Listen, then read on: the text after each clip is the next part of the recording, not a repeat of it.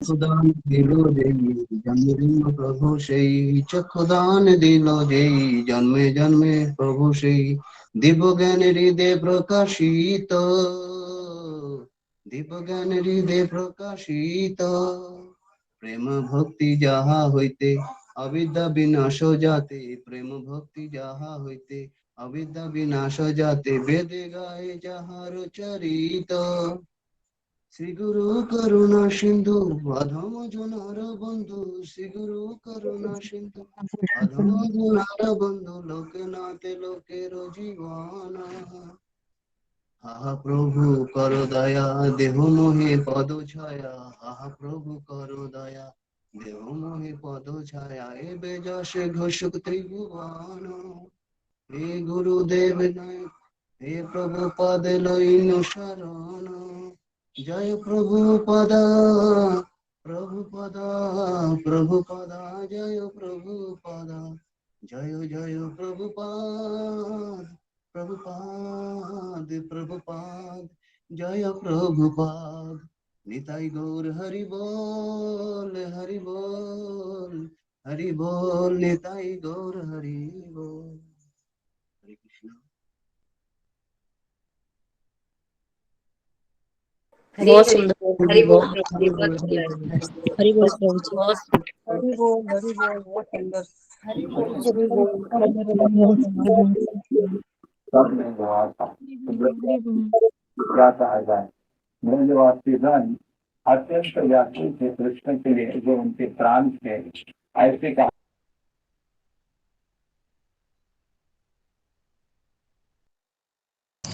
हरे कृष्णा कृष्ण कृष्ण हरे हरे, हरे राम हरे हरे राम, कृष्ण। राम राम हरे हरे, हरे कृष्णा। कृष्णा गुरु जी दंडवत प्रणाम, सब भक्तों को प्रणाम। हरे कृष्णा गुरु जी दंडवत प्रणाम। हरे कृष्णा हरे कृष्णा गुरु जी प्रणाम, सब दंडवत प्रणाम। हरे कृष्णा। हरे कृष्णा हरे कृष्णा, प्रणाम। हरे कृष्णा हरे कृष्ण गुरु जी प्रणाम। हरे कृष्णा गुरु जी दंडवत प्रणाम, हरे सभी कृष्ण भक्तों को गुरु जी मेरा दंडवत प्रणाम। दंडवत प्रणाम।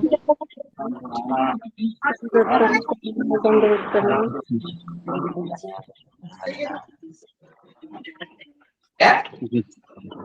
ओके, तो सब अनाउंसमेंट कीजिए। अशोक चावला तो नहीं है आज बराबर। हाँ हरे कृष्ण गुरु जी हरे धन्यवाद कृष्ण प्रणाम। गुरु जी दंडवत प्रणाम। गुरु जी अशोक चावला हाँ प्रभु जी जी आज नहीं है, हरे उनके कृष्ण आज गुरु जी दंडवत प्रणाम। तो जी मुझे बताया अशोक चावला प्रभु जी आज देखने के लिए। तो जी जी आज जी जो है उन्होंने बताया कि आज ऋतुपर्णा माता जी का शादी का वर्षगांठ है, उनके जी जी सफल सुखद और मंगलमय और भक्तिमय जीवन के लिए कामना करना है। जी जी। ओके, और जो है अपना राधिका माता जी का कोई रिलेटिव्स है, अंकल है चंद्रभूषण शर्मा, उनकी कल जी डेथ हो गई, तो उनके लिए भी प्रार्थना करें। जी जी जी। ओके ओके, तो हम 3 बार हरे कृष्ण महामंत्र बोल के हाँ इनके लिए प्रार्थना करते हैं ताकि उनको अच्छी गति प्राप्त हो। हरे कृष्णा कृष्ण हरे कृष्ण कृष्णा हरे कृष्णा कृष्ण कृष्ण कृष्ण हरे हरे हरे राम हरे हरे राम राम हरे राम राम राम हरे हरे हरे हरे, हरे हरे कृष्ण कृष्ण हरे हरे कृष्ण कृष्ण कृष्ण कृष्ण कृष्ण कृष्ण हरे हरे हरे राम राम राम राम हरे राम हरे, हरे हरे हरे कृष्ण कृष्ण कृष्ण कृष्ण राम कृष्ण राम हरे हरे हरे हरे, कृष्ण कृष्ण कृष्ण कृष्ण हरे हरे हरे राम राम राम हरे हरे। हरे कृष्णा कृष्ण कृष्ण हरे हरे हरे राम राम हरे हरे। हरे कृष्णा गुरु जी दंडवत प्रणाम। हरे कृष्ण सारे भक्तों को दंडवत। हरे कृष्ण गुरु जी दंडवत प्रणाम। हरे सभी भक्तों कृष्ण को धन्यवाद। हरे कृष्ण धन्यवाद गुरु जी। भक्तों को दंडवत प्रणाम। जी। ओके, तो आज बहुत ही जी, सब लोग अपने माइक को बंद कीजिए। ओम अज्ञानतिमिरान्धस्य ज्ञानाञ्जन शलाकया चक्षुरुन्मीलितं येन तस्मै श्री गुरुवे नमः। जय श्री कृष्ण चैतन्य प्रभु नित्यानंद, श्री अद्वैत गदाधर श्रीवासादि गौर भक्त वृंद। हरे कृष्णा कृष्ण कृष्ण हरे हरे, हरे राम राम राम हरे हरे। हाँ जी, तो आज बहुत ही बड़ा दिन है जगन्नाथपुरी में और कई इस्कॉन के मंदिरों में भी आज के दिन जगन्नाथ बलदेव सुभद्रा का रथ यात्रा का आयोजन किया जाता है। और हाँ, तो हमारे आचार्यों ने इन जगन्नाथ का जो रथ यात्रा है इसका एक सिग्निफिकेंस बताया है, उसका मूड बताया है।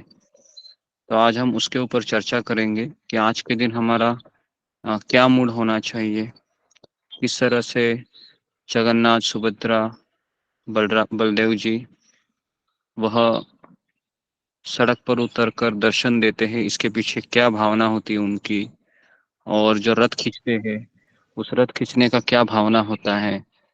गुंडीचा मंदिर है जहाँ पर आज के दिन जो 2.5 किलोमीटर होता है ना, तो इसके बारे में आज थोड़ा हम चर्चा करेंगे। और चैतन्य महाप्रभु की कुछ लीलाएं हैं जगन्नाथ भगवान के संबंधित, जब वह पुरी में निवास करते थे, उसके संबंधित भी हम कुछ आपको कथा बताएंगे। तो आज हम जगन्नाथ अष्टकम गाते हैं, और तो आप भी मेरे साथ गाने का प्रयास कीजिए, लेकिन म्यूट करके कीजिए। ओके, तो आज मैं थोड़ा अलग ट्यून में जगन्नाथ अष्टकम गाता हूँ, और आप सुनिए। गुरुजी और स्क्रीन पे नहीं आ सकता, स्क्रीन पे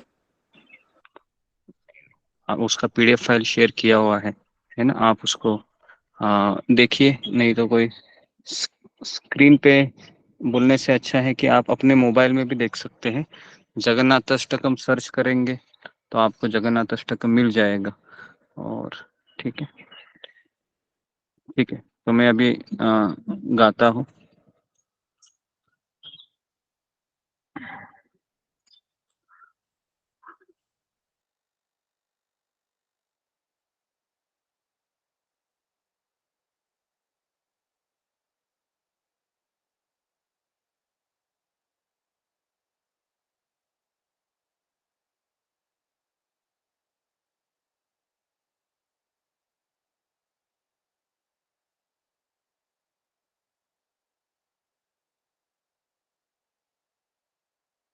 ओके, श्री श्री जगन्नाथ अष्टकम की जय।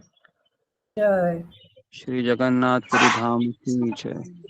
जय जय जगन्नाथ अष्टकम पुण्यम यह पठे प्रयत शुचि सर्व पाप विशुद्धात्मा विष्णुलोकम सगच्छति। जगन्नाथ स्वामी नयनापथगामी भवतु मे। जगन्नाथ स्वामी नयनापथगामी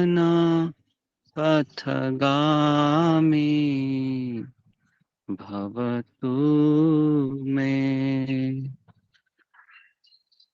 कदाचित् कालिन्दी तट विपिन संगीत करहो। कदाचित् कालिन्दी तट विपिन संगीत करहो। मृदाभिरी नारी वद कमलास्वाद मधुप। मुदाभिरी नारी वद न कमलास्वाद मधुप। रमा शंभु ब्रह्मामर पति गणेशार्चित पदो। रमा शंभु ब्रह्मामर पति गणेशार्चित पदो। जगन्नाथ स्वामी नयन पथगामी भवतु मे जगन्नाथ स्वामी नयन पथगामी भवतु मे भुजे सव्ये वेणुं शिरसि पिच्छं कटितटे दुकूलं नेत्रान्ते सह चरकटाक्षं विदधते दुकूलं नेत्रान्ते सह चरकटाक्षं विदधते सदा श्रीमद्वृन्दावन वसति लीला परिचयो सदा श्रीमद्वृन्दावन वसति लीला परिचयो जगन्नाथ स्वामी नयन पथगामी भवतु मे जगन्नाथ स्वामी नयन पथगामी भवतु मे महाबोधि स्थिरे करुचिरे नीलशिखरे महाबोधि स्थिरे कनक रुचिरे नीलशिखरे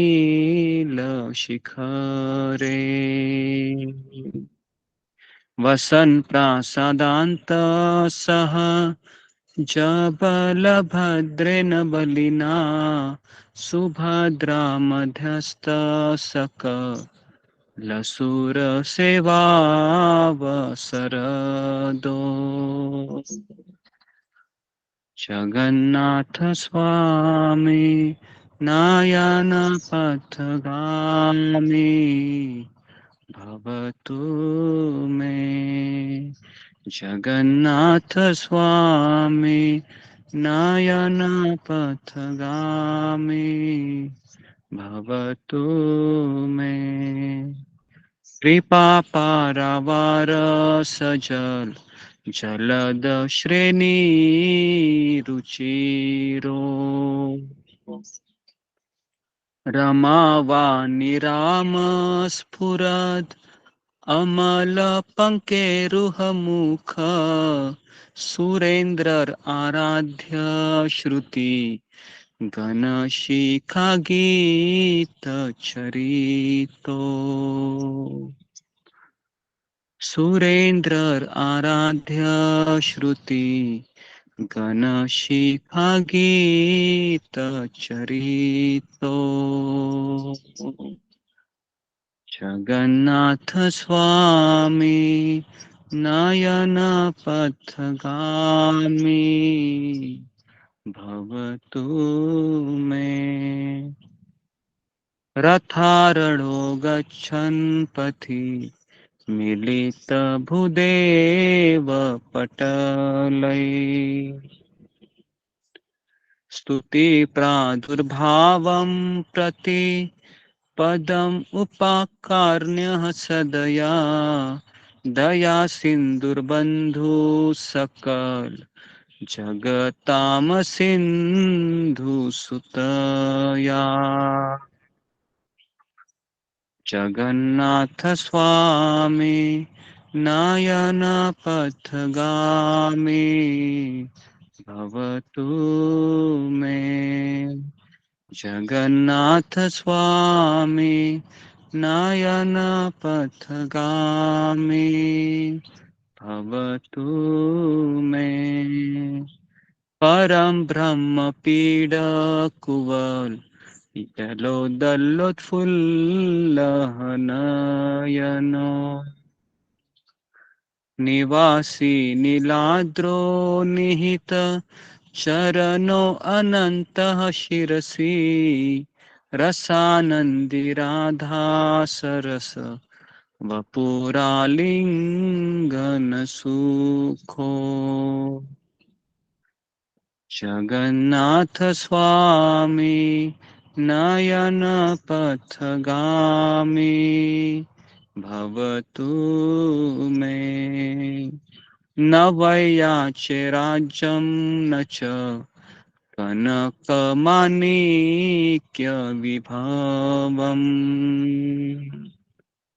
न याचेऽहं रम्यां सकल लजनकाम्यवरवधूं सदा काले काले प्रमथपति नागीतचरितो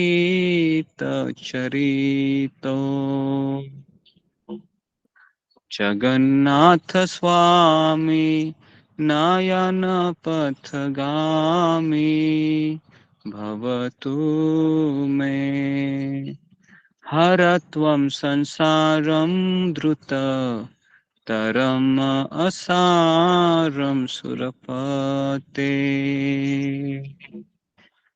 हर त्वं पापानां विततिमपरां यादवपते अहो दीननाथे निहितचरणो निश्चितम् इदम् अहो दीननाथे निहितचरणो निश्चित इदम् जगन्नाथ स्वामी नयन पथगामी भवतु मे जगन्नाथ स्वामी नयन पथगामी भवतु मे जगन्नाथाष्टकं पुण्यं यः पठेत् प्रयतः शुचि सर्वपापविशुद्धात्मा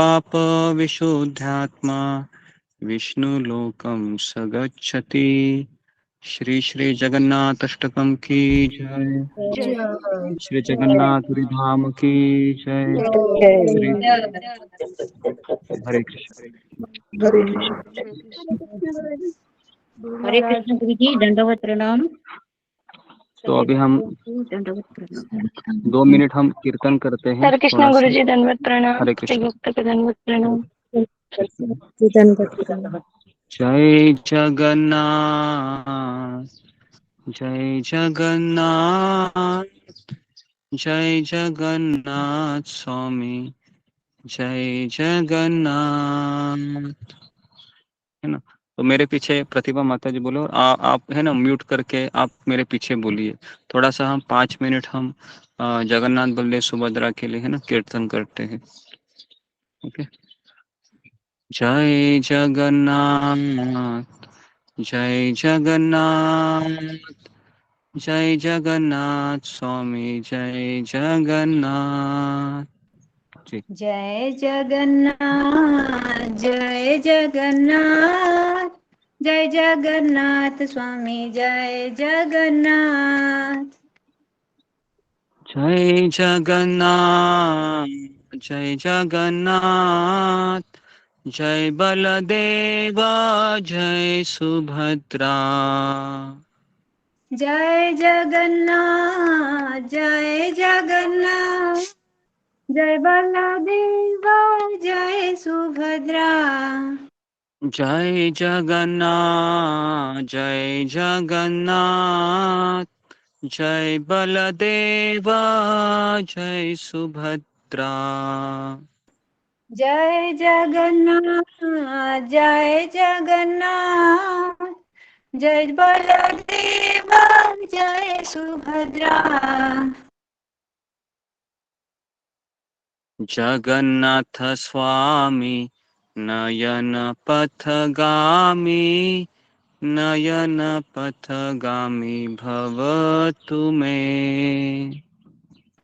जगन्नाथ स्वामी नयन पथगामी नयन पथगामी भवतु मे।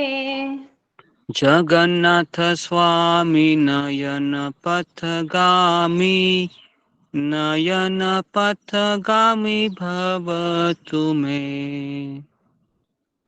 जगन्नाथ स्वामी नयन पथगामी नयन पथगामी भव तुमे। जगन्नाथ स्वामी नयन पथगामी नयन पथगामी भव तुमे। जगन्नाथ स्वामी नयन पथगामी नयन पथगामी भव तुमे। जय जगन्नाथ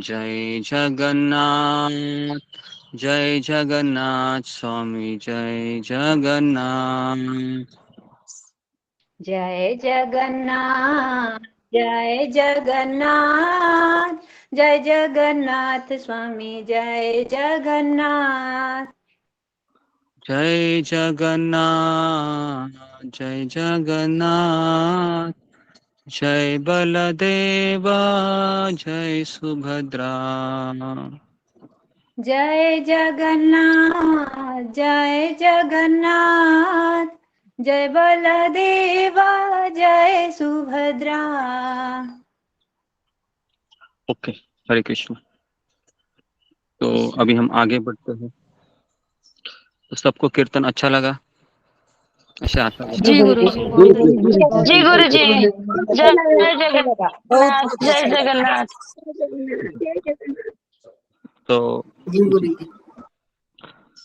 तो आज का दिन हमें, अगर किनके घर में जगन्नाथ बलदेव सुभद्रा जी का विग्रह है ना, तो आप उनका श्रृंगार कीजिए और उनको याद कीजिए। और उनकी जो लीला है, जो हमने प्राकट्य की लीला बताई थी 2 हफ्ते पहले, और इतवार के दिन भी हमने कुछ लीलाएं कही थी। तो जगन्नाथ जी बहुत भक्तवत्सल है और पूरा उनका परिवार है, साथ में दाऊ भैया है और बहन सुभद्रा मैया भी है साथ में। तो सबसे पहले हम इस्कॉन में जो रथ यात्रा का उत्सव मनाया जाता है ना, तो श्रील प्रभुपाद जी ने उसको सेलिब्रेट किया था। तो उसका हम पहले कुछ चीजें देखते हैं कि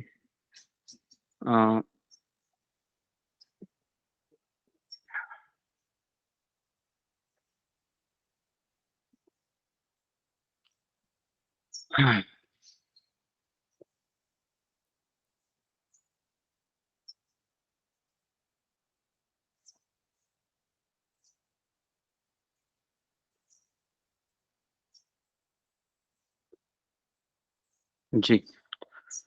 तो जैसा कि मुझे याद है कि हम जब कृष्ण भावना में आए थे, तो हमेशा ये रथ यात्रा का उत्सव आता था जून महीने में, कभी कभी जुलाई महीने के फर्स्ट वीक में होता था। मुझे लगता है हमेशा जून में ही होता है, जून के एंडिंग में या जुलाई के फर्स्ट वीक में, ऐसा कभी कभी आता है। तो उस समय हमें याद है कि काफ़ी सुना था, और हम जब इस्कॉन में आए थे तो काफ़ी बार रथ यात्रा अटेंड की थी। तो रथ यात्रा का मूड हमारा ऐसा था कि आज के दिन हम, हमारे मुंबई में 3 मंदिर है, श्री श्री राधा गोपीनाथ मंदिर, श्री श्री राधा रासबिहारी मंदिर और श्री श्री राधा गिरधारी मंदिर। ये गिरधारी मंदिर मीरा रोड में है और वहां पर आज के दिन रथ यात्रा निकलती है, आज के दिन। तो हमें याद है कि हम हमेशा वहां पर जाया करते थे आज के दिन। जब हम मुंबई में रहते थे, काफी भक्त राधा रासबिहारी के, गोपीनाथ के सारे भक्त वहीं पर इकट्ठा होते थे। और 2-3 बार हम लाल गोविंद प्रभु को आप जानते होंगे, जो हिंदी के भागवत कथाकार है, तो वह परम पूज्य राधा गोविंद महाराज के शिष्य हैं। तो वो भी वहां पर हमेशा कीर्तन करते हुए दिखाई देते थे। उसके बाद जो माधवास के, जो माधवा रॉक बैंड के जो कलाकार है, वो भी वहां पर आते थे जगन्नाथ रथ यात्रा में उस समय। तो दुनिया भर में है ना रथ यात्रा उत्सव मनाए जाते हैं, और इसका सारा श्रेय है ये हमारे इस्कॉन के फाउंडर आचार्य शिला प्रभुपाद का इसमें काफी योगदान रहा है, जिन्होंने पश्चिमी दुनिया में कृष्ण भावना का जीवन का प्रचार किया। शिला प्रभुपाद इस उत्सव को दुनिया के हर शहर में भव्य रूप से मनाने की बड़ी महत्वाकांक्षा थी और उन्होंने अपने शिष्यों को इस वार्षिक उत्सव को दुनिया के हर हिस्से में प्रसिद्ध बनाने के लिए प्रेरित किया। पश्चिमी दुनिया में पहली बार रथ यात्रा पता है कब हुई थी? तो वो हुई थी, कहाँ हुई थी पता है? इतना तो पता है कहाँ हुई थी पहली बार प्रभुपाद ने रथ यात्रा की? न्यूयॉर्क सिटी, नहीं, न्यूयॉर्क में नहीं, सैन फ्रांसिस्को, नहीं, सैन फ्रांसिस्को। तो सैन फ्रांसिस्को में पहली बार इस्कॉन की रथ यात्रा पश्चिम देश में पहली बार संपन्न की थी और उसका डेट था 9 जुलाई 1967। और प्रभुपाद कभी आए थे अगर आपको याद होगा अमेरिका में? तो प्रभुपाद आए थे 1965 में आए थे, 65 में आए थे ना, 65 में वह आए थे सितंबर में। और करीबन 2 साल के पश्चात उन्होंने रथ यात्रा का आयोजन किया। इसके बाद ये त्योहार इतना लोकप्रिय हो गया कि अन्य कई देशों में इसको फैला गया। तो अभी तो हर देश में रथ यात्रा का उत्सव मनाया जाता है ना। तो 1975 तक यह त्योहार इतना लोकप्रिय हो गया कि सैन फ्रांसिस्को के मेयर ने सैन फ्रांसिस्को में रथ यात्रा दिवस मनाने की औपचारिक घोषणा की। इतना फेमस हो गया ये सैन फ्रांसिस्को में कि वहाँ के सरकार ने इसको इस दिन को घोषणा किया कि ये दिन है, ये रथ यात्रा दिवस के रूप में मनाया जाएगा।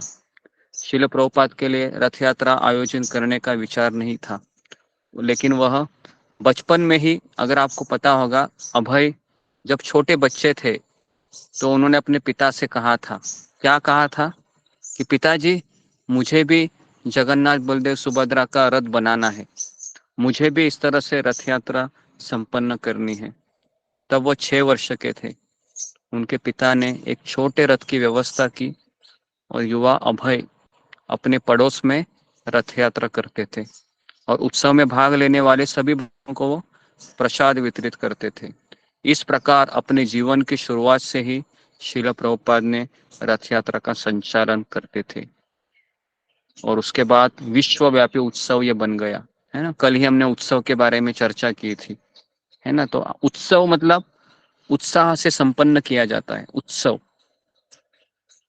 तो जीवात्मा ये भगवान का अंश है। जब ये भगवान का अंश, है ना, भगवान के उत्सव में भाग लेता है तो उसका जो हृदय है वह आध्यात्मिक आनंद से भर जाता है। तो आज के दिन कई लोग जगन्नाथपुरी में एकत्रित हुए हैं। अलग अलग धर्म के, अलग अलग संस्था के लोग जगन्नाथपुरी में आज के दिन वहाँ पर एकत्रित हुए हैं। तो हमारे ग्रुप में एक माता जी है जो जगन्नाथपुरी में ही रहती है। पता है कौन है वो? विस्मिता माता जी, सुजाता माता जी, सुजाता, सुजाता विस्मिता माता, नहीं, सुपर्णा सुजाता माता नहीं। रश्मिता माता, सुपर्णा और मंजरी माता, विस्मिता नहीं, माता। मैं ये कह रहा हूँ कि जगन्नाथपुरी में, उड़ीसा में, जहाँ पर पुरी है, जहाँ पर रथ यात्रा होती है, वहां पर एक माता जी रहती है, वह विस्मिता माता जी है ना। उड़ीसा में तो बहुत लोग रहते हैं। तो उनका घर है, वह गुंडीचा मंदिर है, वहां से ही लगभग 500 मीटर के आसपास होगा। तो मैंने उनको कहा है कि आप 3 से 4 बजे के लेक्चर में थोड़ा सा उधर दिखाइए, है ना, जगन्नाथपुरी का दृश्य, ताकि हम उनको देख सके। ओके। तो शिला प्रभुपाद ने, हाँ, तो एटलीस्ट हमको उतना भी देखने को मिला, है ना। तो हमारे आंखें तृप्त हो जाएंगी, क्योंकि हम इतने अभागे हैं कि भगवान वहां पर सड़क पर निकल रहे हैं और हम यहाँ पर अपने अपने घरों में बैठे हैं। लेकिन कोई बात नहीं, एक दिन हम प्लान करेंगे, है ना, अगले साल या ऐसे कभी, कि हम सब लोग वहाँ पर रथ यात्रा का जो आयोजन होता है जगन्नाथपुरी में, वहाँ पर जाना चाहिए और रथ है वो खींचना चाहिए। तो मेरा अपना अनुभव बताता हूँ। हम 2009 में गए थे जगन्नाथपुरी में, पहली बार गए थे, फर्स्ट टाइम। परम पूज्य राधानाथ महाराज का उन्होंने यात्रा निकाला था, यात्रा, और ये यात्रा उसी समय निकाला था, ये जून जुलाई में। और तभी हमको याद है कि परम पूज्य राधानाथ महाराज ऐसे डांस करते थे, ऐसे डांस करते थे कि कई सारे पूरे तब 4 से 5 हजार भक्त आए थे पूरी मुंबई से। तो आप सोच सकते हो कि पहले से भीड़ रहती है, और 5 हजार लोग आए थे मुंबई से। और हमें कुछ पता नहीं था क्योंकि काफी नए थे उस समय, और पुरी में तो पहली बार गए थे। तो सारे भक्त हैं वो, महाराज ने प्रवचन में कहा था कि अगर कोई भक्त उस रस्सी को अगर हाथ लगाता है ना, उस रस्सी को एक बार भी, और एक बार अब खींचता है ना, उस भावना से कि मैं भगवान को द्वारिका से वृंदावन लेके जा रहा हूँ, है ना, और मैं अपने हृदय में उनको इनवाइट कर रहा हूँ भगवान को, अपने हाथों से उस रस्सी को खींचते खींचते, अगर उस भावना से अगर हम उस रस्सी को खींचेंगे, तो महाराज ने कहा था कि हम जन्म मृत्यु के ये जो रस्सी है हमारी, भव बंधन की रस्सी, वो उसी समय कट जाएगी आपकी, खटक करके, है ना, और अब भगवान के धाम में प्रस्थान करेंगे। तो इतना महत्व है आज के दिन। अगर हम जगन्नाथपुरी में हैं और अगर हम उस रस्सी को खींचते हैं, और अगर आपको पता होगा कि वो रस्सी से भगवान नहीं खींचते हैं तो भगवान क्यों खींचते हैं? भगवान ये भक्त के प्रेम रूपी रस्सी से खींचते हैं। प्रेम से खींचा जाता है भगवान को, ऐसे, है ना जी। तो हमें याद है कि उस समय हम रात को जब रात को जब जगन्नाथ बलदेव सुभद्रा गुंडीचा मंदिर के बाहर जब पहुंच जाते हैं ना, तो उस समय भगवान जगन्नाथ बलदेव सुभद्रा के रथ सड़क पर ही होते हैं पूरे रात भर, और कई भक्त जाते हैं। मुझे याद है कि हम 2009 में हम गए थे, तो हम तो 3-4 भक्त मिलकर भगवान जगन्नाथ के पास गए थे। जगन्नाथ बलदेव सुभद्रा के से रथ उधर ही रहते थे, कोई भी लोकल व्यक्ति कोई भी वहां पर उनके रथ के ऊपर चढ़कर उनको ऐसे आलिंगन कर सकता है। पता है आपको? आपने सुना होगा, ऐसे उनको हम बाहों में ऐसे आलिंगन कर सकते हैं, जगन्नाथ जी, बलदेव जी को और सुभद्रा जी को। सोचिए। तो मुझे याद है कि वो अवसर हमको मिला था, रात को 11:30 बजे थे, वो समय भी याद है। और उस समय हम गए थे, और मुझे तो आश्चर्य लग रहा था कि सारे भक्त ऊपर चढ़ते थे और जगन्नाथ जी को, हालांकि वो साक्षात भगवान है, लेकिन उनको बाहों से ऐसे आलिंगन करते थे, और कुछ कुछ भक्त रोते थे। तो ये मेरे लिए तो ये बहुत ही चमत्कारिक था, क्योंकि हमें पता है कि इस्कॉन मंदिरों में विग्रह के पास भी जाने के लिए मना करते हैं, क्योंकि शुद्धि अशुद्धि का बहुत रहता है ना, दूर से हम भगवान को देखते हैं। लेकिन जगन्नाथपुरी में तो आप भगवान को आलिंगन कर सकते हैं, क्या नहीं कर सकते। और मुझे याद है कि मैं जब वहां पर लाइन में खड़ा था, तो वहां पर ऐसे 1-2 पंडे थे, और उनके हाथ में ऐसे लाठी भी रहती है, पता है आपको? उस लाठी से वो मारते भी है कभी कभी, और जितना जोर से पड़ती है तो समझने का कि ज्यादा कृपा मिली, ऐसा हमको बताया गया था। तो मेरे पीछे एक भक्त था, उसको जोर से लाठी पड़ी थी, और लाठी पड़ने के बाद उसका चेहरा इतना गुस्सा हो गया था वो, है ना वो बोल रहा था कि ये मुझे क्या मिला, है ना। तो उसके बाद उसके काउंसलर ने उसको समझाया कि तुमको पंडा की लाठी मिली तो तुम बहुत भाग्यशाली है, और उसकी इतनी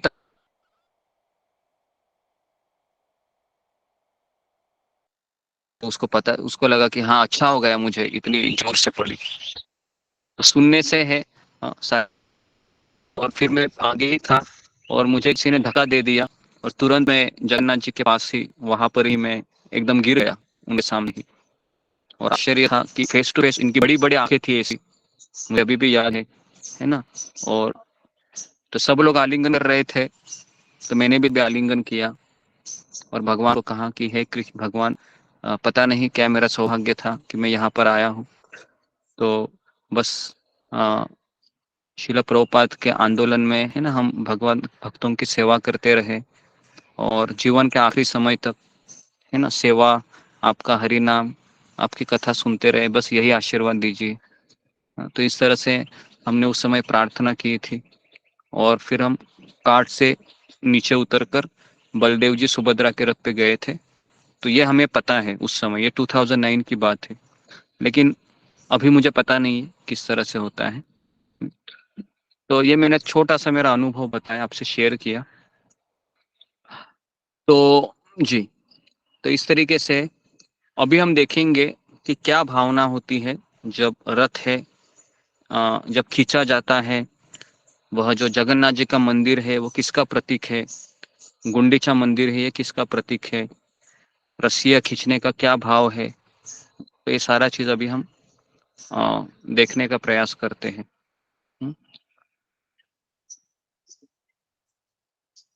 जी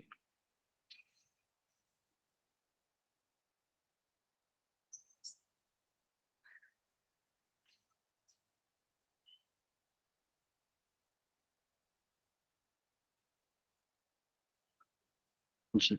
तो जगन्नाथ रथ यात्रा जो उत्सव है, ये बहुत द्वापर युग से चला आ रहा है।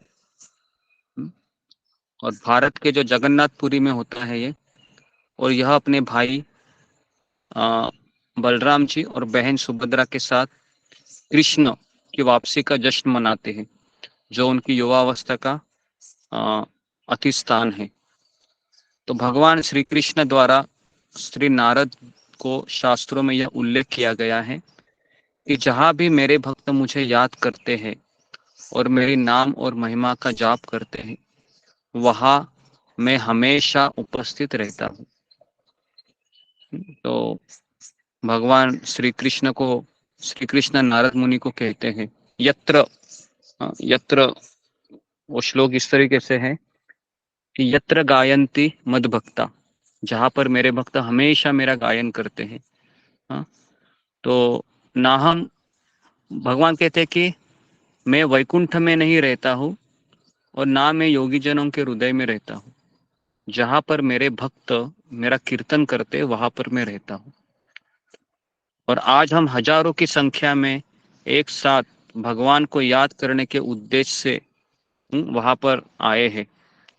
इस दिन और उम्र में जहां धर्म के नाम पर इतना संघर्ष चल रहा है, इस युग में घृणा, लालच और अहंकार है, हम भगवान जगन्नाथ का सम्मान करने के लिए यहाँ पर एक साथ आते हैं।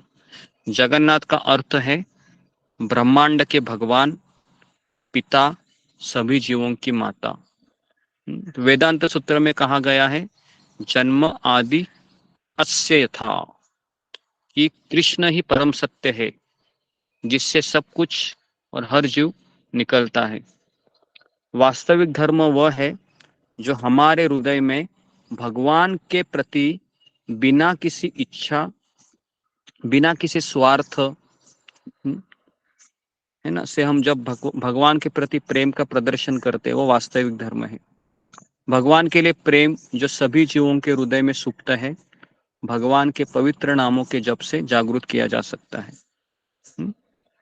तो वो एक श्लोक आता है चैतन्य चरितामृत में, नित्य सिद्ध कृष्ण प्रेम साध्य कबू नई, श्रवणादि कृष्ण चित्ते करये उदय। तो हम सब में भगवान के प्रति प्रेम है, वो सुप्त अवस्था में है। सुप्त अवस्था मतलब एक थोड़ा सा चिंगारी, अगर चिंगारी को फैन करते हैं हम, तुरंत चिंगारी आग के रूप में भड़क जाती है। उसी तरह से हमारे सबके हृदय में भगवान के प्रति प्रेम है, लेकिन सुप्त अवस्था में है। हम जब श्रवण करते हैं तो प्रेम जागृत होता है। तो श्रील प्रभुपाद ने बहुत सरलता से रथ यात्रा का अर्थ समझाया था। उन्होंने कहा था कि रथ यात्रा कृष्ण को हमारे हृदय में वापस लाने की साधना है। तो इसको आप लिखिए, क्योंकि स्वयं श्रील प्रभुपाद जी रथ यात्रा का महत्व बताते हैं कि रथ यात्रा क्या है, भगवान जगन्नाथ को हमारे हृदय में वापस लाने की साधना है। कृष्ण सभी जीवों के हृदय में निवास करते हैं, लेकिन हम उन्हें भूल गए हैं। आध्यात्मिक जीवन का वास्तविक उद्देश्य हमारे हृदय को भगवान के लिए एक उपयुक्त घर बनाना है, घर बनाने के जैसे है। तो क्या है आध्यात्मिक जीवन का वास्तविक उद्देश्य? हमारे हृदय में भगवान के लिए उपयुक्त घर बनाना है, जिससे वह स्वयं वहां पर आके रह सके। यदि हम भगवान को हमारे हृदय में आमंत्रित करना चाहते हैं तो कौन मुझे बताएगा? आप अगर किसी को किसी गेस्ट अगर आपके घर में आ रहे हैं, या फिर अगर आप किसी गेस्ट को या किसी भक्त को या अपने गुरु को हमारे घर में अगर आमंत्रित करना चाहते हैं तो सबसे पहला हम क्या करेंगे? जी बताइए, जी फिंगर को रेस कीजिए कि सबसे पहले हम किसी को इनवाइट करते हैं तो हमें क्या करना चाहिए? जी वैशाली तट। हरे कृष्ण गुरु जी, दंडवत प्रणाम। हम अगर किसी गेस्ट को, अगर हमारे गुरु को हमारे घर में बुलाते हैं तो हम पहले हमारे घर को साफ करेंगे और अच्छे से सजाएंगे, तब जाके हम उनको बुलाएंगे। हरे कृष्ण।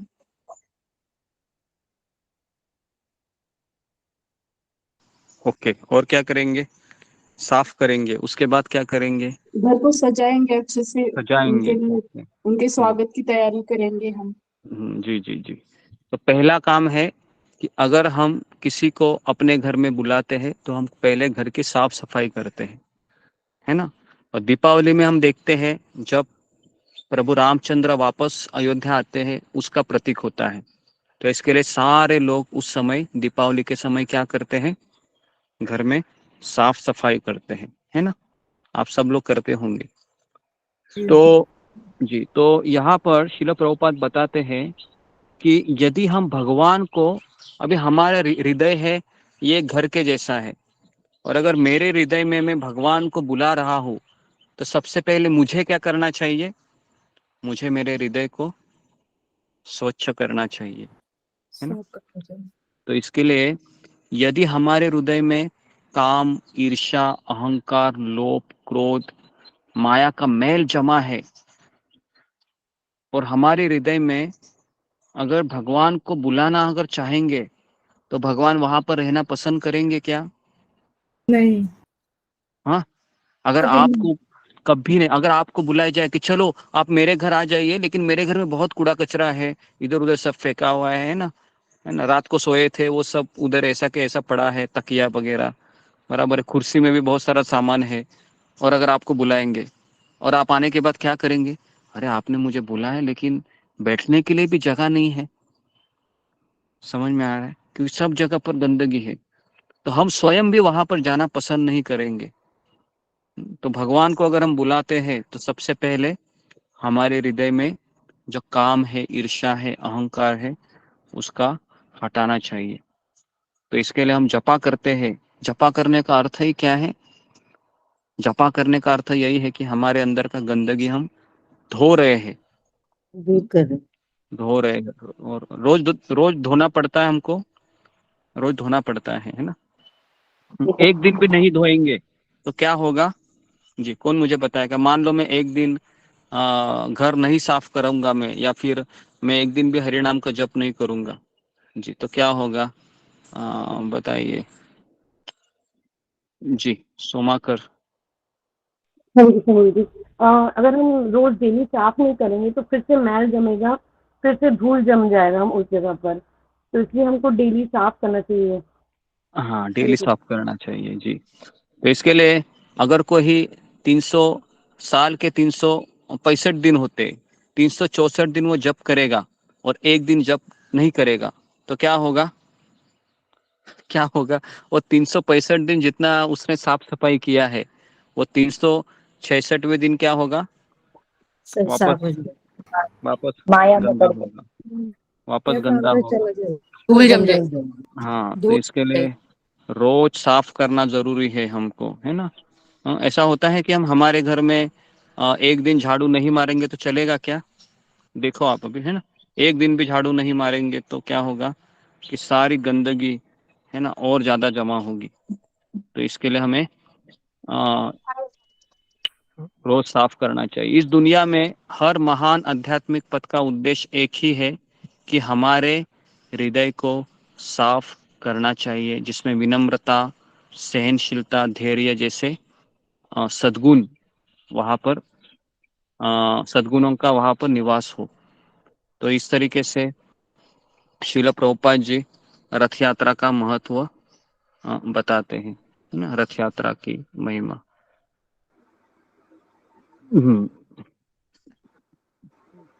तो अभी चैतन्य महाप्रभु है, चैतन्य महाप्रभु स्वयं जब वो जगन्नाथपुरी में रहते थे तो वो स्वयं जगन्नाथ रथ यात्रा में भाग लेते थे। तो उसको हम थोड़ा सा देखने का प्रयास करेंगे कि किस तरह से चैतन्य महाप्रभु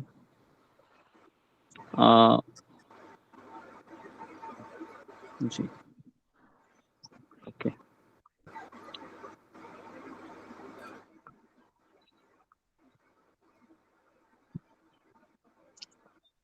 तो जब चैतन्य महाप्रभु ने जब सन्यास लिया था, अगर आपको पता होगा, तो वह सबसे पहले अपने माँ को पूछते हैं, माँ मैं सन्यास ले रहा हूँ, कि मैं कहाँ रहूं, आप मुझे बताइए। तो चैतन्य महाप्रभु की माँ शची माता कहती है कि तुम जगन्नाथपुरी में रहो, जगन्नाथपुरी में रहो, क्योंकि जगन्नाथपुरी में बंगाल के लोग काफी आसानी से आया जाया कर सकते थे, तो तुम्हारे बारे में मुझे पूछताछ मिलती रहेगी। तो इस तरीके से जगन्नाथपुरी में चैतन्य महाप्रभु ये कितने साल रहते हैं? कम से कम 18 साल 18 साल 18 साल 18 साल रहते हैं। 6 साल एक्चुअली वो 24 साल में संन्यास लेते हैं, और 24 साल में से 18 साल जगन्नाथपुरी रहते हैं, और 6 साल वह दक्षिण भारत की यात्रा में स्पेंड करते हैं।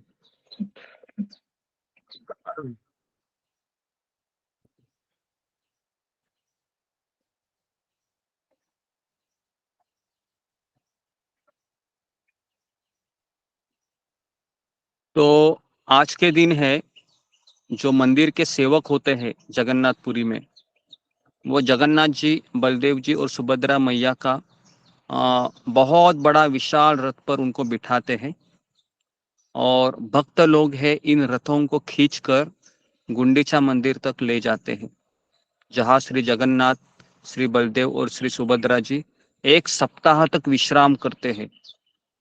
कितने दिन रहते हैं गुंडीचा मंदिर में? 1 सप्ताह, 1 सप्ताह रहते हैं, और पुनः श्री जगन्नाथ मंदिर लौट आते हैं। 9 दिन। हाँ 9 दिन रहते हैं, ठीक है, 9 दिन जी। और इस रथ यात्रा का उद्देश्य यह है कि वे लोग समूचे वर्ष भर में मंदिर में प्रवेश नहीं पा सकते हैं, उन्हें भगवान के दर्शन का सौभाग्य प्राप्त होता है।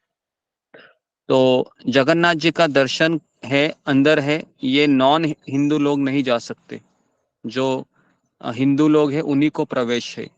तो मुझे याद है कि जितने भी श्रील प्रभुपाद के अमेरिकन शिष्य हैं, तो वो इस दिन जरूर आते हैं जगन्नाथपुरी में, ताकि वो जगन्नाथ भगवान को देख सके। तो इस तरीके से ये कारण है, लेकिन यह तो बाह्य कारण है। इसके गूढ़ रहस्य को श्री चैतन्य महाप्रभु ने प्रकट किया। श्री जगन्नाथ मंदिर द्वारिका का अथवा कुरुक्षेत्र का प्रतीक है, और गुंडीचा मंदिर किसका प्रतीक है? गुंडीचा मंदिर वृंदावन का प्रतीक है। तो स्कंद पुराण एवं पुरुषोत्तम महात्मा के अनुसार सत्ययुग में अवंती, जिसे उज्जैन कहा जाता है, अवंती नगरी में इंद्रद्युम्न नामक राजा था, और उसकी रानी का नाम था गुंडीचा। निसंतान होने पर भी वे इसे भगवान की कृपा मानते थे। तो कभी कभी संतान नहीं होती है तो पति पत्नी काफी दुखी रहते हैं, लेकिन ये जो राजा और रानी थे ये दोनों भी भगवान के बड़े भक्त थे। इसके लिए उन्होंने उसको भगवान की कृपा के रूप में माना और उनके हृदय में भगवान के साक्षात दर्शन की प्रबल इच्छा थी। तो अपने महल के अतिथि गृह में तीर्थ यात्रियों के आदर सत्कार के दौरान उन्होंने श्री विग्रह नील माधव के बारे में जो पता चला था, है ना, तो उसका ये स्टोरी है पूरा। तो नील माधव के दर्शन की जब अभिलाषा उनकी पत्नी ने भी की थी, उनका पत्नी का नाम था गुंडीचा मंदिर। तो जगन्नाथपुरी से जो मेन मंदिर है वहां से गुंडीचा मंदिर का डिस्टेंस कितना किलोमीटर है लगभग, किसी को पता है?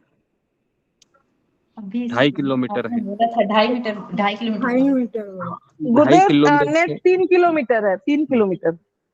हम लोग जी गए जी थे वहां पे। 3 किलोमीटर। हरे कृष्ण, क्षमा करिए गुरु।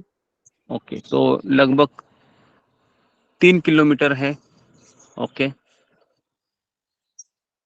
जी, तो इस तरीके से जी, तो वहां पर आज के दिन उनको लिया जाता है। और हमको पता है कि इसके पहले 15 दिन जब स्नान यात्रा खत्म होती है तो 15 दिन जगन्नाथ बलदेव सुभद्रा जी बाहर नहीं निकलते हैं। क्यों नहीं निकलते हैं? क्योंकि वो बीमार हो जाते हैं 15 दिन। तो केवल 2 ही लोग प्रवेश कर सकते थे। कौन थे वो? कल ही हमने बताया था 2 दिन पहले। वैद्य और पुजारी। वैद्य और पुजारी। वैद्य और पुजारी। हाँ, वैद्य और पुजारी, बराबर।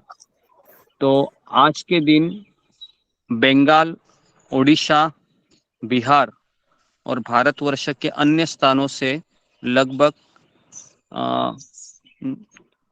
50 से 60 लोग प्रतिवर्ष, है ना, वहां पर आते हैं और काफी लाखों की संख्या में भक्तगण आज जगन्नाथपुरी में प्रवेश करते हैं।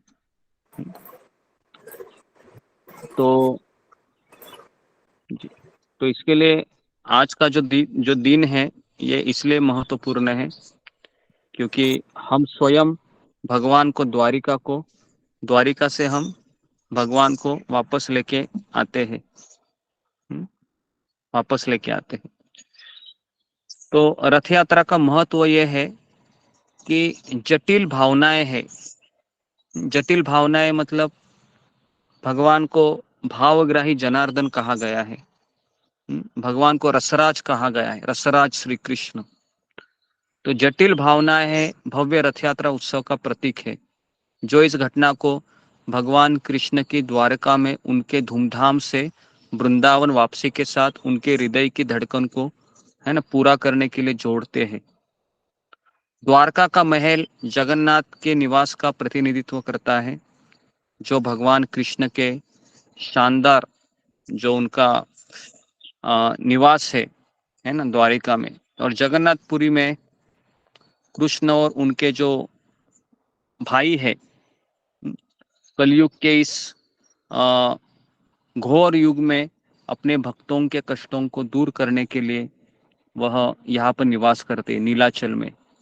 गुंडीचा मंदिर वृंदावन का प्रतिनिधित्व करता है, जहाँ पर उनकी शाश्वत सहयोगी राधा रानी, गोपिया और गोप निवास करते हैं। गुंडीचा के लिए जगन्नाथ की यात्रा वृंदावन के अपने युवा सहयोगियों से मिलने के लिए श्याम सुंदर की यात्रा का प्रतीक है और 9 दिन वहां रहने से उनकी संगति की प्रेम पूर्ण जो साथ के साथ रासलीला के उनके मोहक्षण को याद करते हैं। जब भगवान कृष्ण वापस आते हैं कहाँ पर? अपने वृंदावन धाम में। तो वहां पर 9 दिन जब रहते हैं गुंडीचा मंदिर में, तो ये सारे अपने वृंदावन के बारे में याद करते हैं। राधा रानी के साथ जो वियोग था उसमें वो डूब जाते हैं और भगवान श्री कृष्ण ने बलराम और सुभद्रा के साथ द्वारका से कुरुक्षेत्र की द्वारका से कुरुक्षेत्र की यात्रा की, और फिर गोलोक वृंदावन में भी राधा रानी है, वह भगवान की हमेशा नित्य सहचारिणी के रूप में निवास करती है। और राधा रानी भगवान श्री कृष्ण को अपनी भावनाओं में कैद कर लेती है। और भगवान श्री चैतन्य जो महाप्रभु है वो राधा रानी के ही अवतार स्वरूप है, और वह जब रथ खींचते थे तो वह उसी भावना से भगवान के रथ को खींचते थे ताकि भगवान है वापस वृंदावन में आ जाए। तो राधा रानी को भगवान कृष्ण को द्वारका से वृंदावन ले जाने की याद दिला रहे हैं। तो नारद पुराण में भगवान नारायण और लक्ष्मी देवी के बीच कुछ बातचीत का पता चलता है। एक व्यक्ति जो वहां स्वयं भगवान द्वारा बनाए गए इस विग्रह को देखता है तो उसे आसानी से मेरे निवास तक पहुंचने का मार्ग मिल जाता है। जगन्नाथपुरी में भगवान कृष्ण, बलराम और सुभद्रा के विग्रहों को रथ यात्रा के अपने अवकाश के दौरान देखने का मतलब है कि वैकुंठ के सर्वोच्च निवास तक पहुंचने के लिए टिकट खरीदना। बिना किसी चिंता के शाश्वत दुनिया में हम प्रवेश करते हैं। भगवान यहाँ पर वादा करते हैं, हमें आश्वासन देते हैं कि रथ यात्रा के दौरान पुरी में इकट्ठा होने के लिए सभी कष्ट उठाने वाले उनके भक्तों को उनके दुखों से छुटकारा मिलेगा और वे गोलोक वृंदावन के शाश्वत निवास तक पहुंच सकते हैं। और भगवान कृष्ण, राधा रानी और उनकी जो गोपियां है उनके साथ अपने जीवन का आनंद वो उठा सकते हैं। ऐसा कहा जाता है कि उत्सव में भाग लेने वालों पर भगवान जगन्नाथ जी की असीम कृपा होगी।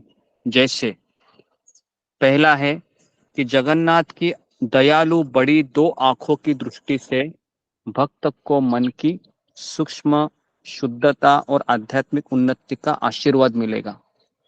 तो जो लोग रथ यात्रा में आज के दिन वहां गए होंगे तो पहला है कि भगवान की दो आंखें कितनी कैसी है, बहुत बड़ी है ना। वो बड़ी आंखें क्यों है? क्योंकि वो भगवान अपनी कृपा को वितरित करते हैं वहां पर। तो दूसरा है रथ यात्रा का अवलोकन करने से पिछले जन्मों में जितने भी हमने पाप किए हैं ये सब पाप नष्ट हो जाएंगे एक दिन में। तीसरा है रथ यात्रा में साथ जाने वाले व्यक्ति को भगवान विष्णु के समान ऐश्वर्य प्राप्त होगा, भले ही वह एक गरीब परिवार से ही क्यों ना हो। ये कौन सी मुक्ति है, कौन मुझे बताएगा? भगवान के समान ऐश्वर्य प्राप्त होना। जी हाँ, साष्ठी है। कितनी मुक्तियां होती है? 5 प्रकार की मुक्तियां होती है। पहला है सारूप्य, भगवान के जैसा रूप होना। दूसरा है सालोक्य, भगवान के एक ही लोक में निवास करना। तीसरा है सामीप्य, भगवान के नजदीक रहना। चौथा है साष्ठी, भगवान के जैसा ऐश्वर्य प्राप्त होना। और पांचवा है ब्रह्म ज्योति का है ना, हाँ, तो वो जो ब्रह्म ज्योति में विलीन होना। तो ऐसे 5 मुक्तियां है। तो 4 मुक्तियां है वो वैकुंठ लोक तक सीमित है, ठीक है। लेकिन जो भक्त है गुरु को शरणागत होकर शुद्ध भक्ति करता है तो वह गोलोक वृंदावन में प्रवेश करता है। इसके लिए मुक्ति देवी भी भक्त के सामने हाथ जोड़कर खड़ी होती है, कहती है कि मुझे अपना लो, मुझे अपना लो, मुझे अपना लो। लेकिन भक्त है उसको क्या करता है? रिजेक्ट करता है, मतलब नहीं चाहिए मुझे। भुक्ति मुक्ति सिद्धि कामी सकले अशांत, बराबर है। भुक्ति मतलब जो भोग करने की इच्छा है, मुक्ति की अभिलाषा करने वाले, सिद्धि की अभिलाषा करने वाले। भुक्ति मुक्ति सिद्धि कामी सकले अशांत, कृष्ण भक्त निष्काम अतएव शांत। कृष्ण भक्त निष्काम रहता है, उसको कुछ नहीं चाहिए, उसको एक ही चाहिए, सेवा। बस सेवा करते रहो, सब मिल जाएगा। ओके, तो इसके लिए सेवा करना जरूरी है। हाँ। तो ये हो गया तीसरा, कि भगवान के समान ऐश्वर्य प्राप्त होना, भले ही वह गरीब परिवार से ही क्यों ना हो। चौथा है रथ यात्रा में डांस करना, गायन करना, मंत्र उच्चारण करना, ये योगियों से भी श्रेष्ठ स्तर का आशीर्वाद भगवान उसको प्राप्त कराते हैं। जो ध्यान योगी, ज्ञान योगी है, उनसे भी बड़ा आशीर्वाद है कि अगर कोई उस रथ यात्रा में नृत्य करता है, गायन करता है।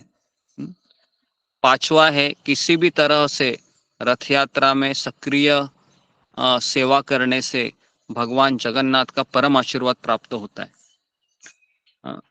तो हमें जिंदगी में एक दिन तो जाना चाहिए, कहाँ पर? जगन्नाथपुरी में।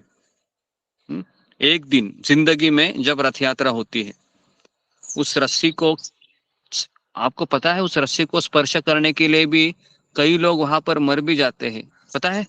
अचानक आपकी रस्सी छूट गई और आपका बैलेंस नहीं रहा तो क्या होता है पता है? पीछे के सारे लोग वो देखते नहीं है, क्योंकि इतना वहां पर जाम रहता है कि आपको वहां से कोई निकाल भी नहीं सकता है, और सारे लोग आपके ऊपर पैर रख सकते हैं और आप इस तरीके से, है ना, शरीर छूट सकता है। लेकिन वहां पर अगर इस तरीके से शरीर छूटता है तो भी वो भगवत धाम चला ही जाता है। लेकिन ये जानबूझकर नहीं करना चाहिए। एक बार सनातन गोस्वामी है ना, सनातन गोस्वामी को लगा कि मेरा ये जो शरीर है ये व्यर्थ है, ये शरीर किस लायक नहीं है, क्योंकि मुझे कृष्ण प्रेम ही नहीं मिल रहा है, क्या करूं मैं इस शरीर का। तो वो सोचते हैं कि मैं जगन्नाथपुरी का जो रथ यात्रा होता है, उसके जगन्नाथ जी के बड़े रथ के जो पैर होते हैं, चक्के, उसके नीचे ही मैं आत्महत्या कर लूंगी। तो सनातन गोस्वामी की ये बात है, ये चैतन्य महाप्रभु को पता चलती है, क्योंकि चैतन्य महाप्रभु तो परमात्मा के रूप में ही है ना, सब पता चलता है उनको। तो चैतन्य महाप्रभु सनातन गोस्वामी को बुला कर कहते, सनातन, अगर तुम्हें लगता है कि जगन्नाथ के नीचे, चक्के के नीचे आने से, जान देने से अगर मुझे कृष्ण प्रेम मिल सकता है, तो मैं कई बार उस जगन्नाथ के पहिए के नीचे आने को तैयार हूं। तो कहता है तुम बेवकूफी कर रहे हो, ऐसा नहीं होता है, छोड़ दो ये विचार मन से। तो इस तरीके से एक पास टाइम मुझे याद आया तो मैंने आपको बताया जी। तो ये 5 प्रकार का आशीर्वाद प्राप्त होता है, ठीक है, जो व्यक्ति वहां पर जाता है। ठीक है, तो एक ही दिन था जो मुझे याद है, उस समय इतनी इतनी लेकिन गर्मी रहती, इतनी गर्मी रहती आज के दिन, कि वहां पर ऐसे बड़े बड़े पाइप होते हैं पानी के, और बड़े बड़े पाइप से ना फवारा किया जाता है सबके ऊपर, क्योंकि इतना वहां पर पसीना पसीना रहता है और पूरे धूप में आपको रथ को खींचना है। और कभी कभी जगन्नाथ जी बहुत आगे चले जाते हैं, और कभी कभी सुभद्रा जी का रथ पहले पहुंच जाती है, सुभद्रा मैया, उसके बाद फिर बलदेव जी पहुंच जाते हैं, और जगन्नाथ जी बहुत ही नखरे करते हैं, कभी कभी रुक जाते हैं, चलते ही नहीं है। हाँ, तो कई बार ऐसा दृष्टांत आया है कि पुराने जमाने में जब रथ यात्रा निकलती थी तो भगवान एक दिन वहीं पर रुक जाते थे, कितना भी खींचो खींचते ही नहीं थे। बड़े बड़े हाथियों को बुलाया जाता था, लेकिन फिर भी रथ हिलता था क्या? फिर भी रथ हिलता नहीं था, पता है आपको? बड़े बड़े हाथियों को खिंचाने के बाद भी, क्योंकि जगन्नाथ जी अपने मर्जी से चलते हैं, समझ में आ रहा है? उनको कोई खिंचा नहीं सकता। हाँ, अगर आप वहां पर जाओगे तो आपको लगेगा मैं खींच रहा हूँ, लेकिन हम नहीं खींचते हैं, इतना याद रखिए। भगवान अपनी इच्छा से चलते हैं, है ना। तो जी, तो इस तरीके से रथ यात्रा की महिमा अपने भक्तों के प्रति भगवान के प्रतीकात्मक प्रेम को ध्यान में रखने के लिए है। तो प्रभुपाद ने कहा यदि आप इन रथ यात्रा के उत्सव में भाग लेते हैं, जैसा कि शास्त्रों में कहा गया है, रथे च वनम दृष्टवा पुनर्जन्म न विद्यते, यदि आप कृपया इन जगन्नाथ भगवान को इन रथ यात्रा या जुलूसों पर सवारी करते हुए देखते हैं और चैतन्य महाप्रभु ने इस रथ यात्रा के सामने हरे कृष्ण मंत्र का जाप किया है, तो वैदिक शास्त्र के अनुसार आपको अगले जीवन में भगवान के पास आप वापस जाएंगे, केवल 2 चीजें करने से। एक तो आपको रथ यात्रा में भगवान को देखना है ना। कभी कभी हमें याद है कि रथ इतना आगे चला जाता था तो हम दौड़ के जाते थे, है ना। और फिर भगवान जब दिखते थे, कई लोग वहां पर पुजारियों को फल वगैरह देते हैं, पता है आपको, केला 1 डजन केला हो या कोई ऐसे तुरंत वहां पर देते हैं, फिर पुजारी भी ऐसा फेंकते हैं और पूरे सब लोग कैच करने के लिए रहते हैं, पता है, ऐसे जोर से हवा में फेंकते हैं केला या कोई भगवान का प्रसाद है और सब लोग ऐसे कैच करते हैं। नारियल तोड़ते हैं गुरुजी, नारियल भी तोड़ते हैं। हाँ, और जिसको मिला तो ऐसा लगता है कि बाप रे मुझे भगवान की कृपा मिल गई। तो वो सब रथ यात्रा में होता है ना। और इस तरीके से यहाँ पर आशीर्वाद दिया गया है कि रथे च वनम दृष्टवा पुनर्जन्म न विद्यते, जो व्यक्ति रथ खींचता है उसको पुनर्जन्म नहीं मिलता है। तो जो लोग उत्सव में भाग लेते हैं उनके पास आने वाले वर्षों में विचार के लिए भोजन होता है, पूरा उसको भोजन की व्यवस्था जगन्नाथ जी करते हैं और उनके जीवन के अंतिम क्षणों तक भी खींच सकते हैं वो भगवान कहते हैं कि अंत काले च मामेव स्मरण मुक्त्वा कलेवरम, जीवन के अंतिम में शरीर के प्रस्थान के समय जो मुझे याद करता है वह निस्संदेह मेरे स्वभाव को प्राप्त करता है। तो इसके लिए हम, है ना, आज के दिन हम भगवान जगन्नाथ जी को हम प्रार्थना करते हैं कि हम जहाँ पर भी है वहाँ पर हम बने रहें और हाँ, जब हमको अवसर मिले आपके धाम में आने का तो हम वहाँ पर आए और आपके रथ यात्रा में भाग ले जी। तो ये हमें एटलीस्ट प्रार्थना करनी चाहिए आज के दिन, क्योंकि प्रार्थना में बहुत शक्ति होती है। तो जब हमें, अभी हम यहीं पर हैं तो हम जी, हमारे ग्रुप में कितने भक्तों के पास जगन्नाथ बलदेव सुभद्रा जी के विग्रह है, फिंगर को रेज कीजिए जी। ओके, कम से कम 12-13 भक्तों के पास है। ओके जी, 14 जी। तो आप सभी लोग हैं, है ना, आज के दिन आप एटलीस्ट शिल प्रभुपाद जी तो बचपन में छोटे थे फिर भी उन्होंने रथ यात्रा का आयोजन किया था। तो अगर आप आयोजन नहीं कर सकते तो एटलीस्ट आज के दिन हमें जगन्नाथ जी के लिए 56 भोग या ऐसे कुछ बनाना चाहिए। एटलीस्ट नहीं 56 तो जितना हो सके उतना हमको भगवान के लिए कार्य करना चाहिए, बनाना चाहिए। ओके, हरे कृष्ण गुरुजी, मैंने बनाया है, मंदिर में बैठे। हाँ जी जी जी जी जी। तो जी, अभी तो जो थोड़ा भक्त बहुत है गुरुजी, बहुत सारे जी जी अभी थोड़ा गुरुजी तैयारी कर रहे हैं, बस क्लास ले रही थी। माता जी। जी जी जी, अच्छा है, अच्छा है। चलो, नाम लिया तो किसी ने, एक ने तो बनाया है। तो हमारे यहाँ शाम को बना रहे हैं सर, जी जी जी, बनाइए और जी बनाइए। और हरे कृष्ण गुरुजी। गुरुजी, क्या आप ये देखना चाहेंगे? टीवी से दे रहा है, जगन्नाथ जी आगे आ रहे हैं। हरि बोल, जय जगन्नाथ, जय जगन्नाथ। हरि बोल हरि बोल हरि बोल। कथा समाप्त जी तो तुरंत जगन्नाथ जी आ गए। जी, अच्छा है। हरे कृष्ण गुरुजी, दंडवत प्रणाम। गुरुजी, मैं भी अभी दोपहर में रिकॉर्डिंग दिखा सकती हूँ। जी जी जी जी। न्यू गुरुजी आज न्यू वस्त्र पहनाए हैं और तैयार भी अच्छे से किया है, बस रथ यात्रा नहीं कर पाई, उसका नेक्स्ट टाइम से। जी जी, अच्छा है। हरे कृष्ण गुरु जी, हमारे यहाँ भी जगन्नाथ यात्रा यात्रा यात्रा है जी जी जी। हाँ हाँ मैं रात टानने के लिए जा सकती हूँ तो रिकॉर्डिंग दिखाऊंगी, रात में टानूंगी। जी जी जी जी, जब आपको मिले आप दिखा देना। ओके, तो जी, तो हम यहाँ पर ही एंड करते हैं। हरे तो कृष्ण गुरु जी, दंडवत जी प्रणाम। गुरु हाँ जी, अगर आपकी आज्ञा हो तो मैं एक छोटा सा किस्सा बताऊं, जगन्नाथ जी का 2016 में हुआ था, छोटा सा, अगर हाँ आपकी हाँ आज्ञा हो हाँ, तो। बोलिए। 10 जी जी बोलिए। ओके। हरे कृष्णा, सब भक्तों को दंडवत प्रणाम, गुरु जी को दंडवत प्रणाम। ये 2016 की कथा है। 2016 के रथ यात्रा में एक बात हुई थी, एक घटना घटी थी, जिससे कि जो भगवान जी की, जगन्नाथ जी जो अ, रथ के ऊपर एक, मतलब एक सेवायत ही है, पर वो उनका कार्य नहीं था, पर वो रथ के ऊपर चढ़ गए थे।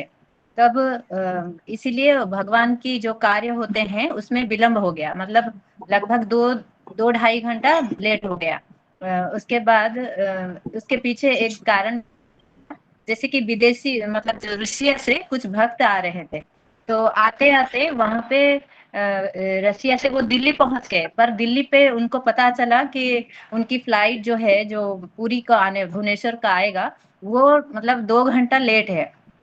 तो वहां से ऋषिया के जो भक्त आ रहे थे, तो उन्होंने बहुत ही दुख, मतलब भगवान को बहुत याद किया, और उन्होंने भगवान से प्रार्थना की कि हे जगन्नाथ जी, क्या हम इस बार आपका दर्शन नहीं कर पाएंगे। तो ऐसा उन्होंने प्रार्थना किया था। तो उनको तो पता नहीं था कि पुरी में क्या हो रहा है, पर जब उन्होंने प्रार्थना किया था, तो वो लोग 2 घंटे तक वहीं पे इंतजार कर रहे थे और रो रहे थे कि इस बार हम जगन्नाथ जी को नहीं देख पा रहे थे, और खेद प्रकाश कर रहे थे। तो वो लोग जब 2 घंटे बाद अपना फ्लाइट पकड़े और आए, क्योंकि भगवान जी अंदर चले जाएंगे, मतलब ये लौटते वक्त उल्टा रथ के टाइम है, जो भगवान जी अपने फिर अपने द्वारिका धाम लौट जाते हैं, तब वहां पे रथ के ऊपर एक बहुत बड़ा झगड़ा हो गया। झगड़े के कारण भगवान जी की जो कार्य सेवा होती है वो लेट हो गया। तब तक वो ऋषिया के जो भक्त लोग आ रहे थे, प्रभुपाद जी के शिष्य, तो वो लोग आते आते सब झगड़ा वगैरह सब चल रहा था। तो उन्होंने जगन्नाथ जी को बहुत बहुत धन्यवाद कहा। शायद भगवान जगन्नाथ स्वयं यही चाहते थे कि मेरा जो भक्त वहीं पे प्रार्थना कर रहे थे वो मेरा दर्शन करे। तो भगवान ने, जगन्नाथ जी ने ये सारा लीला जो है, जो झगड़ा का, और अपने ही सेवा को विलंब करवाया, अपने ही भक्त को गाली दिया, मतलब गाली मतलब सुनना पड़ा। तो ये सब जो लीला है, जगन्नाथ जी की लीला, एक भक्त के लिए दूसरे भक्त को मतलब सहना पड़ा। पर जो भी है, जो शुद्ध भक्त होते हैं उनकी भगवान मतलब सुन लेते हैं, दूर से ही सही। दिल्ली में उन्होंने प्रार्थना किया था, दिल्ली के एयरपोर्ट पे, और जगन्नाथ जी जान गए और उन पर कृपा किया, और उनको जगन्नाथ जी ने दर्शन दिया। और जब वो लोग पुरी पहुंचे, तो उनको एक मीडिया के माध्यम से उन्होंने अपनी ये सारी बातें बताई कि कैसे जगन्नाथ जी कृपालु हैं, दयालु हैं, वो भक्तवत्सल हैं, जो दिल्ली पे रहते हुए भी अपने भक्ति की बात सुन ली और उन पर कृपा बरसाई। हरे कृष्णा गुरु जी, धन्यवाद, यही कहना था। हरि बोल माता जी, हरि बोल माता जी, हरि बोल। बहुत सुंदर माता जी, बहुत जी जी बहुत ओके। सुंदर कथा था। हरि बोल। हरि हरि बोल। बोल माता जी, हरे कृष्ण। आपको बताओ तो हरि बोल माता जी, हरि बोल। जी, तो प्रणाम। आज जी हरे कृष्ण। तो आज हमने ये जगन्नाथ जी का जो महत्व है उसको थोड़ा सा हमने बताया आपको, और हम दोपहर में है जगन्नाथ जी की काफ़ी लीलाएं हैं, उसके संबंधित हम थोड़ा सा प्रकाश डालेंगे, ताकि एटलीस्ट हम वहाँ पर नहीं जा सके, लेकिन हम विरह भाव में जगन्नाथ जी, बलदेव जी, सुभद्रा का वो जो हम वहाँ पर गए हैं, तो हम जब आंखें बंद करते हैं तो वो दृश्य हमारे सामने प्रकट होता है कि हम वहाँ पर दर्शन के लाइन में खड़े थे। खड़े होने के पश्चात हम भीतर गए, फिर और लाइन में खड़े रहे, फिर किस तरह से धक्का मारते मारते मारते मारते गरुड़ स्तंभ के पास चले गए। बराबर है। गरुड़ स्तंभ के पास जब जा रहे थे तो वहाँ पर काफी लोग हैं, वहाँ पर उस खंबे को, है ना, ब्लैक कलर का मार्बल लगाया अभी उसको, तो उसको लोग छूते थे, कोई लोग उसको आलिंगन करते थे गरुड़ स्तंभ को, कोई लोग वहां पर खड़े होकर जगन्नाथ जी को देखते थे, है ना। और फिर इस तरह से कई लोग हैं, एक दूसरे को धक्का मारते मारते मारते मारते अंदर घुसते हैं, और जैसे ही घुसते हैं तो सामने जगन्नाथ, बलदेव, सुभद्रा जी दिखाई पड़ते हैं। और वो पंडा लोग वहां पर खड़े हैं, कह रहे हैं कि है ना कुछ लक्ष्मी दे दो ताकि हम वहां पर आपको दिखा सके, है ना। और उसके बगल में ही शयन कक्ष है जहाँ पर गद्दी है ना। हम वहां पर भी गए थे पिछली बार हम जब गए थे दर्शन के लिए, तो वहां पर गद्दी है जहाँ पर जगन्नाथ भगवान सोते हैं, बलदेव जी सोते हैं। तो उस गद्दी को भी हमने प्रणाम किया था। और वहां पर जब तो उसके पश्चात फिर हम जब बाहर आए थे तो वहां पर एक जगह से ना ये चरणामृत निकलता है। उसका किसका तो मुंह है वो, तो वहां से टपकता है पानी है, तो वहां से वो पानी हम लिए थे चरणामृत के रूप में। और उसके पश्चात फिर हम अंदर गए थे वो जहाँ पर वो प्रसाद मिलता है, और वहां पर 40 रुपये प्लेट, 60 रुपीज प्लेट थी, और वो सब मीठा था। और वहां पर राइस भी मीठा रहता है, दाल भी मीठी रहती है, सब्जी भी मीठी रहती है। तो हमको आदत नहीं होती है, क्योंकि सब्जी है तो तीखा होना चाहिए, दाल थोड़ा तीखा होना चाहिए, लेकिन बस अभी सब कुछ मीठा था तो खा रहे थे। स्वीट भी मीठा, सब मीठा रहता है उधर, सब में चीनी रहती है। तो ये एक अनुभव प्राप्त था जब अभी 2-3 महीने वहां पर गए थे पहले। और ये इनका विवाह भी वहां पर ही हुआ था जगन्नाथपुरी में, मोनी कुमारी का और विनोद बिहारी का। तो उस समय भी हम 2 से 3 दिन वहां पर रहे थे। तो ये अभी तो फ्रेश ये मेरा ये स्मरण है। तो बस वही स्मरण को याद करते करते जगन्नाथ जी का आज सेलिब्रेट करेंगे। ठीक है, तो हम यहाँ पर रुकते हैं। बहुत बहुत धन्यवाद आप सबका। हरे कृष्णा हरे कृष्णा कृष्णा कृष्णा हरे हरे राम हरे राम राम हरे हरे हरे हरे राम हरे हरे